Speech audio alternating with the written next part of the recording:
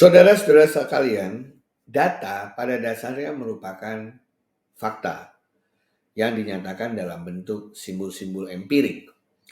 Nah, dalam mengelola big data, ada yang dikatakan sebagai data risk ya, atau big data risk.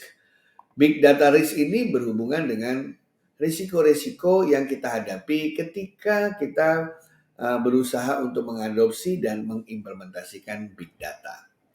Nah, resikonya ini macam-macam ya. Ada yang namanya data compliance risk, ada data risk ya, dan lain sebagainya. Kita akan pelajari yang dimaksud dengan data sebagai berikut. Nah, pertama misalnya kita bicara mengenai data protection ya. Banyak orang lupa bahwa dalam dunia internet itu data yang Anda lihat itu secara etika Anda bisa melihat tapi belum tentu Anda boleh mendownload. Bahkan ada yang bisa di-download, belum tentu boleh disebarkan. Jadi ada suatu hal yang mengatakan bahwa kalau Anda dapat melakukannya, belum tentu Anda boleh melakukannya.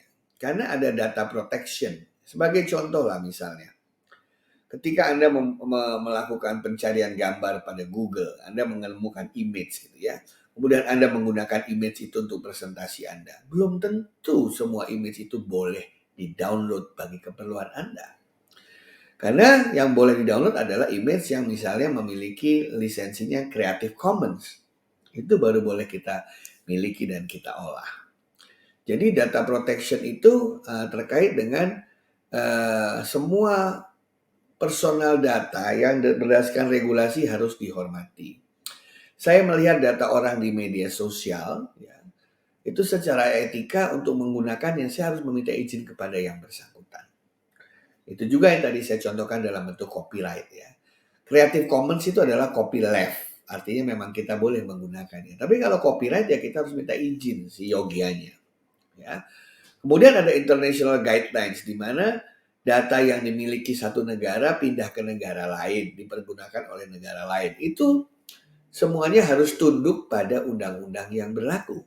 Undang-undang di negara itu, undang-undang di negara data berasal, dan undang-undang terkait dengan transfer data elektronik. Tiap negara itu beda-beda.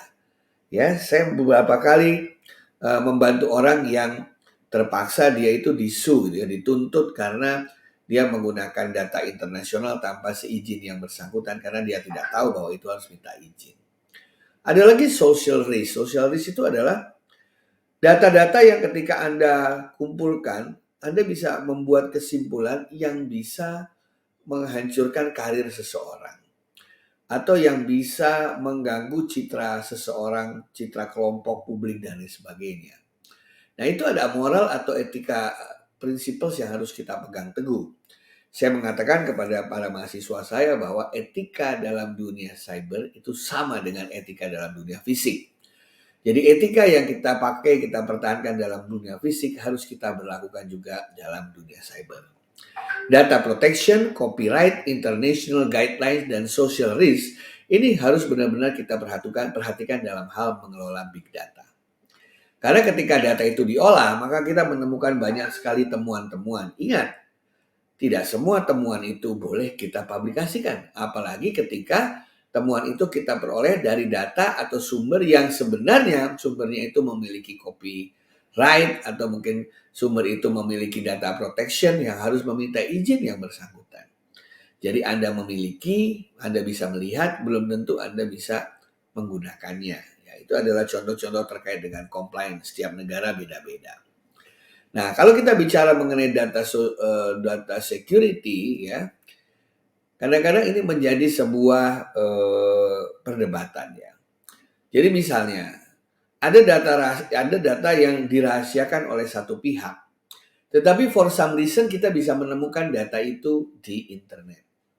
Apakah menurut Anda itu datanya secure atau tidak? Apakah data secure yang sudah dibuka atau ditutup? Kita tahu dalam hati kecil kita bahwa ini datanya data rahasia. Tapi kok bisa terbuka di internet? Mungkin karena ada hacker yang mengambilnya. Nah, ketika kita mengkoleksi data dari tempat-tempat yang tidak jelas atau kita mengambil data dari aktivitas yang tidak baik, itu sebenarnya kita tidak berhak menggunakannya. Ya, sama dalam dunia fisik ketika kita mencari bukti kejahatan seseorang dengan melakukan kejahatan. Kan nggak boleh ya? Mendapatkan bukti dengan melakukan kejahatan. Nah, data quality juga menjadi bagian dari data risk ya. Apalagi sekarang ya, kita nggak tahu mana data yang benar, mana yang tidak, mana yang hoax, mana yang tidak, mana yang valid, mana yang tidak, mana yang reliable, mana yang tidak. Jadi kita harus hati-hati dalam menggunakan data yang ada dimanapun. Ya, data security dan data quality ini tentu saja memiliki keterhubungan yang tinggi. Biasanya kalau data itu semakin secure, diprotek dengan cara yang baik, itu karena kualitasnya baik.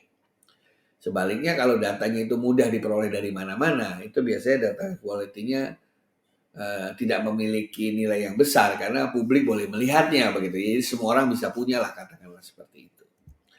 Nah, ada lagi yang terkait dengan namanya model risk dan interpretation risk. Apa itu model risk?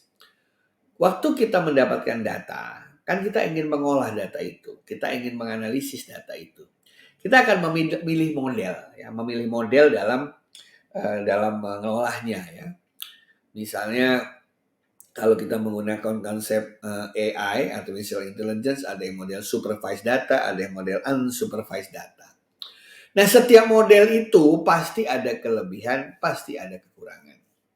Ada model A yang hanya tepat dipakai untuk situasi A, model C untuk situasi C, model X untuk situasi X. Nah, banyak orang yang asal menggunakan model sehingga sebenarnya yang dia dapatkan itu tidak layak untuk menjadi bagian dari hasil analisis suatu big data. Ya. Nah, interpretation ini juga jadi masalah, ya. Kenapa? Kadang-kadang kita tuh menggunakan data untuk bisa mendukung pendapat kita, bukan sebaliknya. Kita melihat data itu sebagai hal yang objektif dan kita melihat apa yang dikatakan data itu. Terkadang data itu dipakai bagi kita untuk justifikasi bahwa kita benar.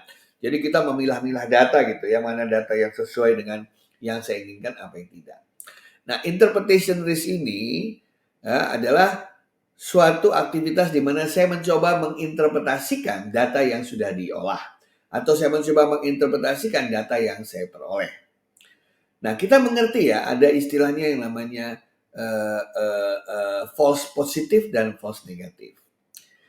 Dengan berprinsip pada garbage in garbage out, kalau data sumbernya salah pasti hasil olahannya salah.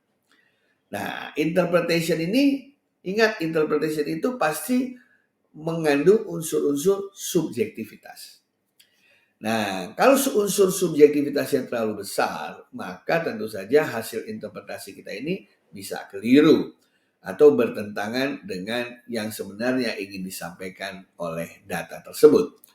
Jadi paling baik sebenarnya dalam menghadapi interpretation risk ini, kita bekerja dalam grup, kita tanya pendapat orang lain, kita tanya interpretasi orang lain terhadap data yang ada untuk bisa menilai apakah interpretasi kita itu benar, objektif atau tidak.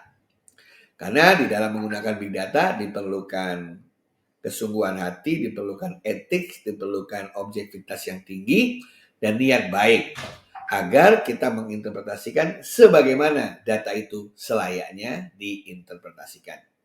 Teman-teman sekalian, Anda menggunakan tools, Anda menggunakan model, Anda menggunakan aplikasi, Anda menggunakan software untuk menganalisis data. Dan ketika hasilnya jadi, ingat bahwa di dalamnya masih banyak risiko yang harus kita mitigasi agar interpretasi kita tidak salah dan kita tidak keliru dalam mengambil keputusan. Terima kasih.